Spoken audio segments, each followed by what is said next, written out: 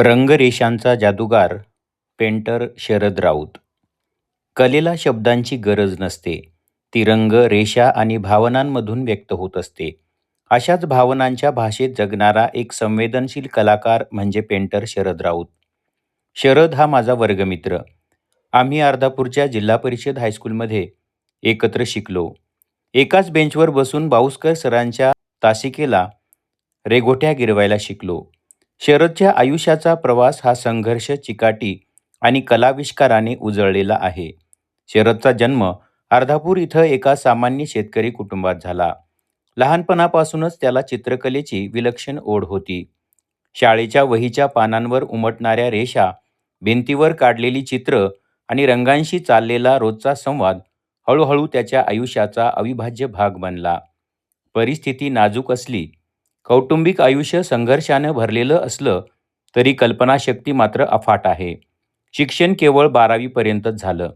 कौटुंबिक जबाबदाऱ्यामुळे उच्च शिक्षण त्याला घेता आलं नाही. परंतु चित्रकलेचा सराव सातत्यानं सुरू ठेवला. स्वतःच्या कलेवर विश्वास ठेवला. चित्रकलेतील कोणतीही पदवी न घेता केवळ सरावाच्या बळावर तो उत्तम चित्र काढायला शिकला.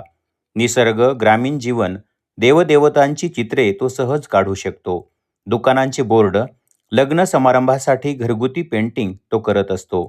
दीर्घोद्योगी असलेला शरद नेहमी स्वतःला कामातच गुंतवून ठेवतो. त्याच्या चित्रांमध्ये केवळ रंग नसून जीवनाचे अनुभव बोलताना दिसतात. शरदच्या चित्रशैलीत साधेपणा आणि आधुनिकता यांचा सुरेख संगम आढळतो. तो आपला मुलगा मंगेशला सोबत घेऊन पारंपरिक कलेला आधुनिकतेची जोड देत हा व्यवसाय ते करत आहेत. त्यांच्या चित्रांकडे पाहताना प्रेक्षक थांबतो, विचार करतो आणि स्वतःशी संवाद साधतो.